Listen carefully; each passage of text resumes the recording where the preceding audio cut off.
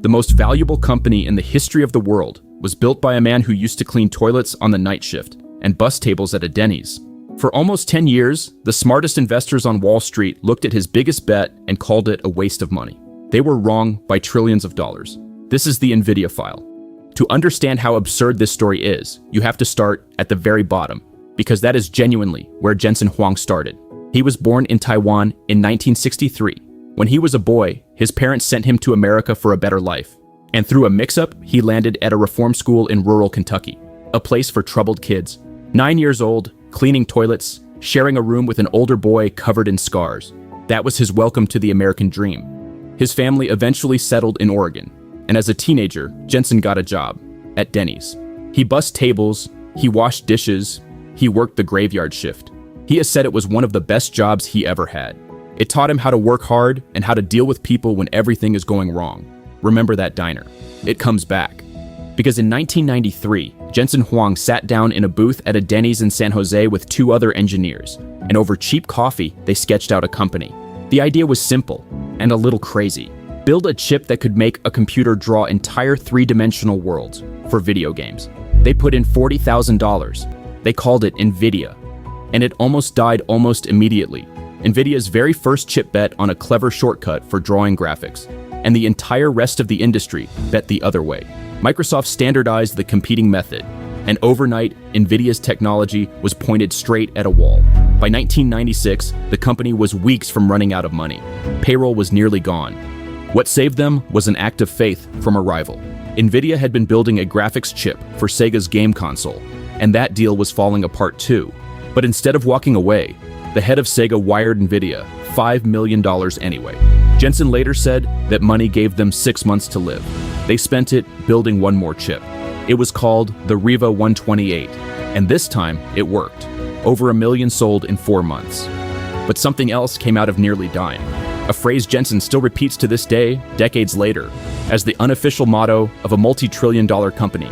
We are 30 days from going out of business.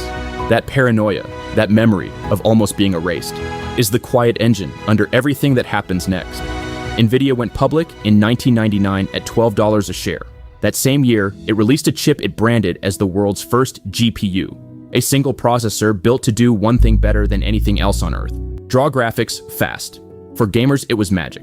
And for about a decade, that is exactly how the world filed Nvidia away, the company that made expensive toys for gamers. Then, in 2006, Jensen made the bet that everyone hated. He decided to spend enormous amounts of money turning his gaming chips into general-purpose supercomputers through a software platform called CUDA. The pitch was that a graphics chip, which does thousands of simple calculations at the same time, could crush the kind of heavy math that normal processors choke on. There was just one problem. Almost nobody wanted it.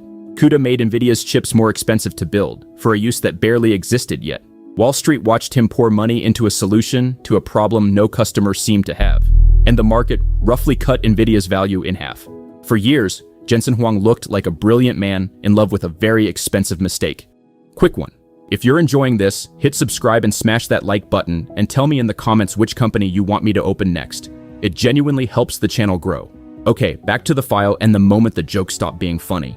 In 2012, 3 researchers were trying to teach a computer to recognize images. To do it, they didn't reach for a giant supercomputer. They used 2 of Jensen's gaming graphics cards, running his unwanted software, and they shattered every record in the field. It was the spark of the modern AI revolution. And it turned out that Jensen Huang had spent a decade and half his company's value accidentally building the one machine that artificial intelligence would need to exist. Everything the world now calls AI, the chatbots, the image generators, the models rewriting entire industries, runs on the descendants of those chips. The gaming toy was the foundation the whole future would be built on, and the demand did not trickle in, it detonated. In May of 2023, Nvidia crossed $1 trillion in value. Less than a year later, it passed $3 trillion, overtaking Apple as one of the most valuable companies on the planet. In 2025, it became the first company in history to be worth $4 trillion, and then 5. The man who once bussed tables at a Denny's now ran the most valuable company that has ever existed. And underneath all of it sits a lesson the market took 15 years to learn. For over a decade, the entire market looked directly at Nvidia and saw a company that made toys. What it could not see was that Jensen Huang wasn't building for the world that existed. He was building the tool for a world that hadn't arrived yet, and then refusing to die until it did. That's what I want you to take out of this file. Conviction almost never looks smart while you are still holding it. For 15 years, the safe, obvious read on Nvidia was that it was a gaming graphics company, and being right about that story is exactly what made people miss the real one. The crowd wasn't stupid, it was just pricing the thing it could already see, while Jensen was quietly building the thing it couldn't.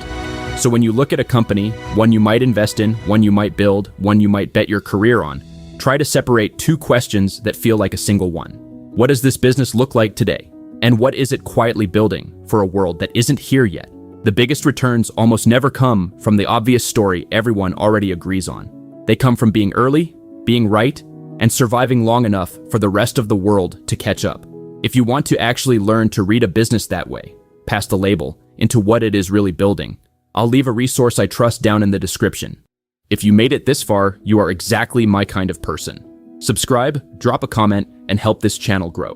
New files coming very soon. A boy who cleaned toilets in a reform school. A teenager bussing tables on the Denny's night shift. He built the machine the future runs on. And 30 years later, he was still wearing the same leather jacket, still saying the same 6 words. We are 30 days from going out of business.